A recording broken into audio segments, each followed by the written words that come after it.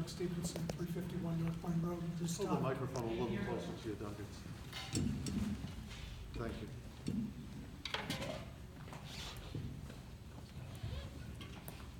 Yeah, okay. Hello? Can everybody hear me?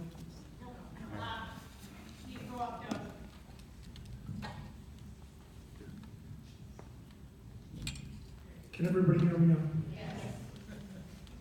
Okay, Karen's done with the air. Doug Stevenson, 351 North Pine Road, this topic. Unfortunately, you've already allowed them to withdraw.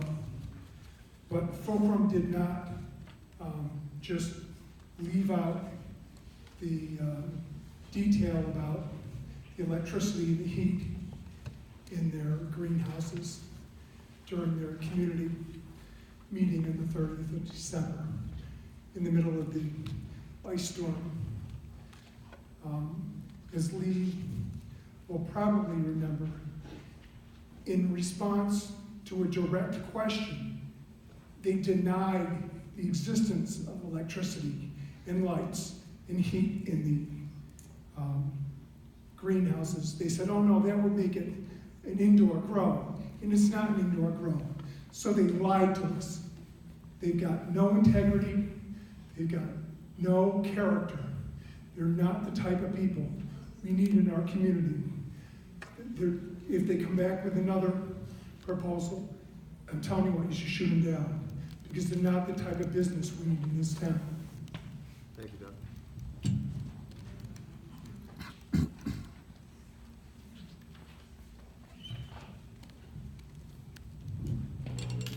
Can everybody hear me? You may not be able to understand me, but at least hear me, that's good. Trevor Forbes, 325 North Plain Road.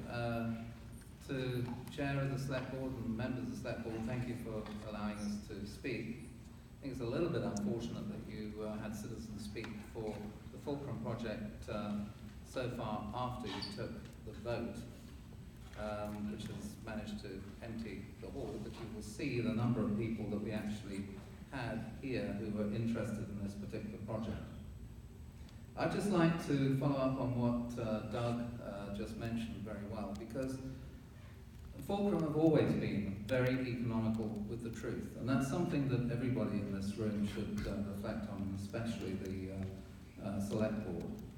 At the outreach meeting, again, Doug was correct. It wasn't just one effective lie that they told. It was actually they've been telling at least 4 areas where they've been very economical with the truth.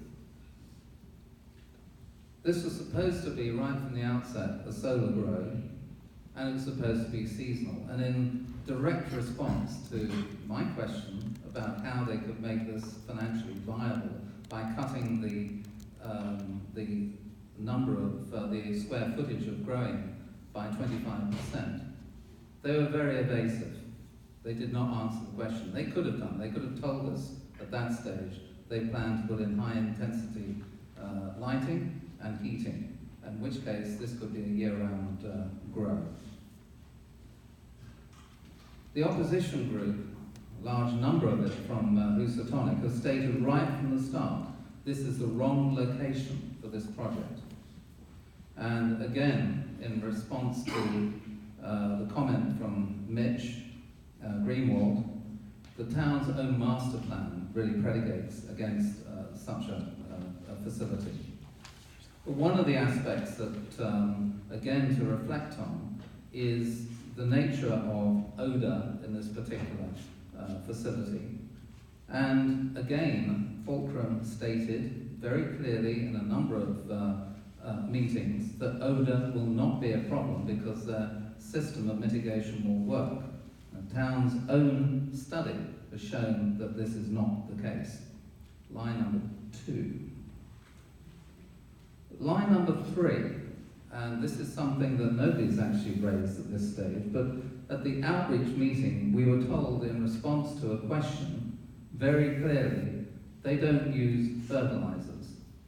Well, the application actually tells us that there will be up to 2 pallets of fertilizer delivered to the site every month during the growing season, and they state what that fertilizer is. And if anybody would like to look at what is the ingredient in that fertilizer, all of them either have rock phosphate or they have forms of sulfate, both of which in an uncontained environment will leach directly into the groundwater and as a result of that into the Housatonic River. That was line number 3. Your time is almost up. That's good. Well, I'm on to line number 4 now. And one of the aspects that they stated very specifically to a question from the floor was that this would not produce seed because they only use female plants. Well, actually, their application states that some of the greenhouses would be used for self-pollination to produce seed for future years. And that was a concern of that particular question. All this goes to confirm that the town has been dealing with a very tricky customer. I'm glad Fulcrum are withdrawing their current application.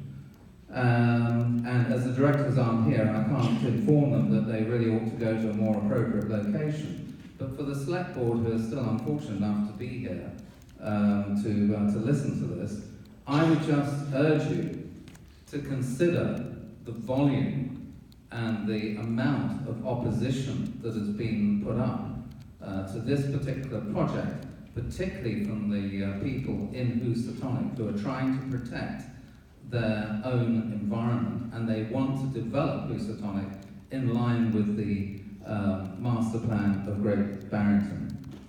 And I would certainly reflect on that in an election year, and to paraphrase one particular programme's title, it's clearly not that simple.